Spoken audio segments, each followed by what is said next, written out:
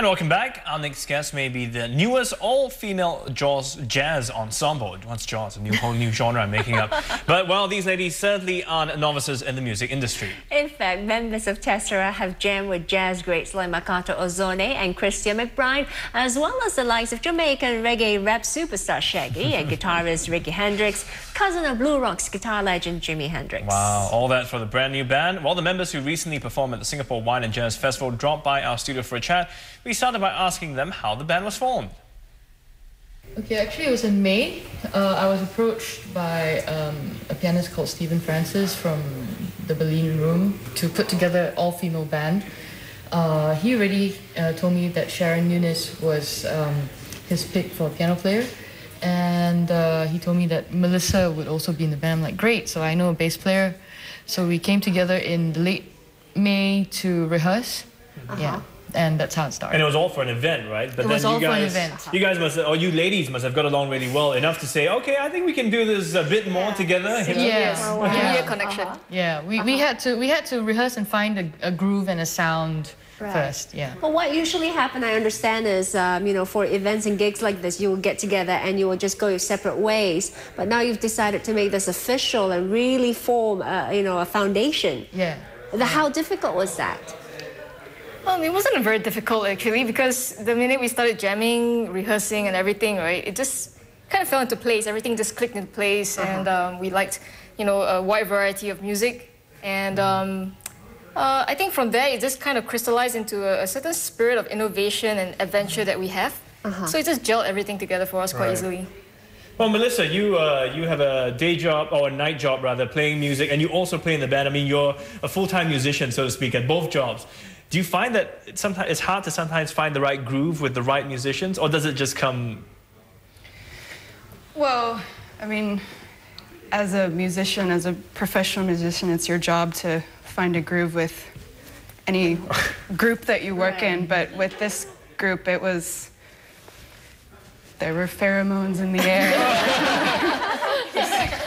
So it didn't have to be just work. You could actually enjoy the playing experience. It was creative, and I felt like, yeah, there was something like-minded about all of us wanting to create something new. So, But because you are, you know, playing the genre of jazz where you got a lot of improvisation, you really got to understand each other. You know, how what's your style, what's your taste and preference, so that you can play off each other and sort of throw back. And you know, it's an interactive sort of genre, wouldn't you say?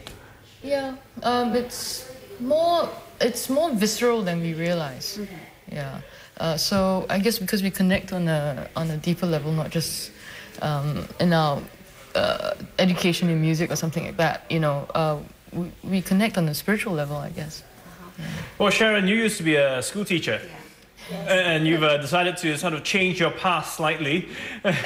Yes. So I mean, and it's only been a short while. I mean, so why were you keen to also get involved in the band? Actually, I decided to switch to music about 4 years ago. That's when I left the teaching profession. But with this band, it was really easy. I think apart from understanding each other, there's an openness in the band. So when I'm totally new to them, but they accepted me without any problems, and it was just great, you know. The openness was fantastic. They heard you play first, right? I mean, before they just got you in. No, actually, they've never heard me. well, Sharon came to Bellini one night for one of our jam sessions, and you know, in the dark. She seemed okay. She seemed okay. Right of initiation. It's a 5,000 entrance fee into our band. Oh yes. I see, that's the reason. Well, Audrey, you know, you're the only professional female drummer, and that's pretty unique because you know, we see a lot of male drummers out there. Do you think that's a special reason why? I mean, it's so male-dominated in this field?